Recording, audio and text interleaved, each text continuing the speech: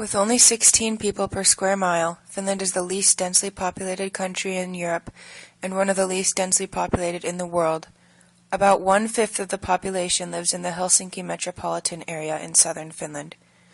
Even including cities, more than three-fourths of Finland's land is covered by forests.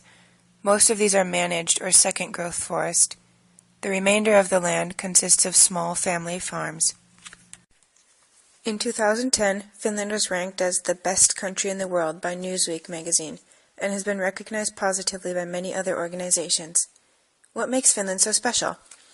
Among other things, Finland has a strong focus on the equality of men and women, strong support for the unemployed, free higher education for all citizens, a standard 4 to 6 weeks of paid vacation each year, a lack of corruption, a good business environment, and universal health care for all. However, this system is not perfect. While Finns are generally proud of their country, some laws are felt to go too far and invade people's personal lives. Economically and politically, Finland is a wealthy Western country with a GDP of about $46,000 per capita. Industry and manufacturing are still important and make up about one-third of the economy, although Finland is increasingly becoming known as a knowledge economy. Perhaps the most famous example of this is the Finnish mobile communications company Nokia, which started out as a wood and rubber company. Although agriculture is not a large industry, it is important to those who live in rural areas. The main products are dairy, meat, and grains. Finland is not without its share of troubles, however. In 1917, Finland declared independence from Russia, of which it was then a part.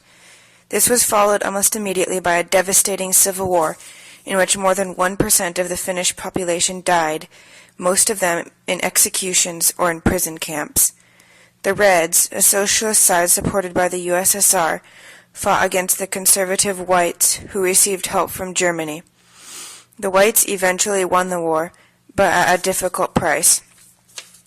This was followed by a long period of rebuilding the country, until, in November of 1939, Russia attacked Finland.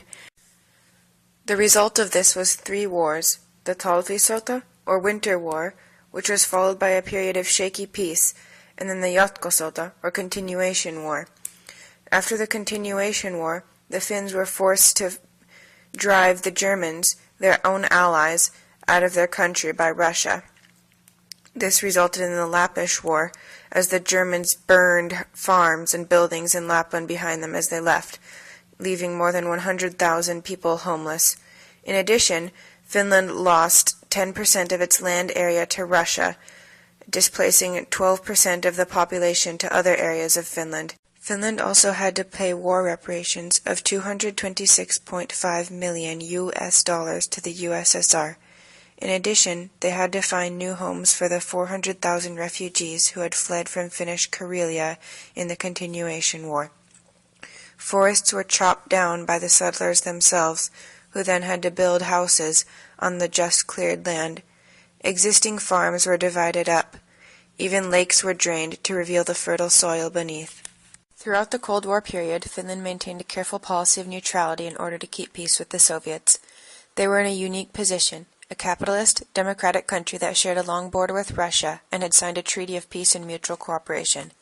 This situation lasted until the collapse of the Soviet Union. Finland's main export partner during the Cold War had been the Soviet Union, which purchased 1/5 of its exports. This agreement came to an end in 1990 and set off a deep Finnish recession with high unemployment and several bank failures. On the other hand, the disintegration of the Soviet Union allowed Finland to finally begin strong relationships with other European countries without having to be so cautious of offending Russia. They began negotiation talks almost immediately, and in 1995, Finland joined the EU. Finland's reasons for joining were multiple. First, the alliance gave them much greater security and protection against Russia.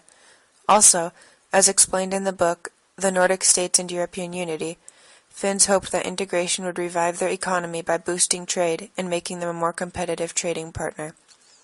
The decision to join the Eurozone was also based on security concerns. Finnish leaders felt that it was almost an alternative to joining NATO, which they did not do out of fears of antagonizing Russia. Perhaps unsurprisingly, Finland is known today as an international peacekeeper and conflict mediator. It has kept close relationships with countries of the African Union, participated in the UN Security Council multiple times, and co-sponsored a UN resolution on peace mediation. Finland strongly supports the development of the African Union and African-European Union cooperation. In addition to governmental cooperation, Finland also contributes on the ground.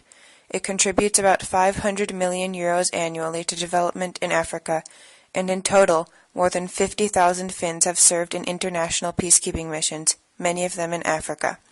Finland also works to prevent illicit arms trade and blood diamonds trade, and to support the status of women in Africa.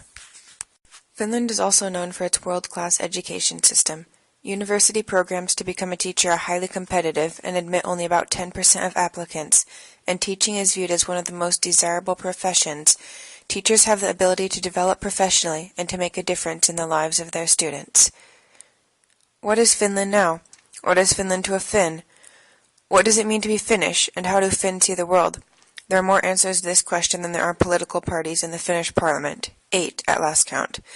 They certainly include saunas, forest, and snow, but also cities, fast trains, multilingualism, and high technology, capitalism and socialism, anti-EU and pro-EU, cathedrals, and death metal festivals.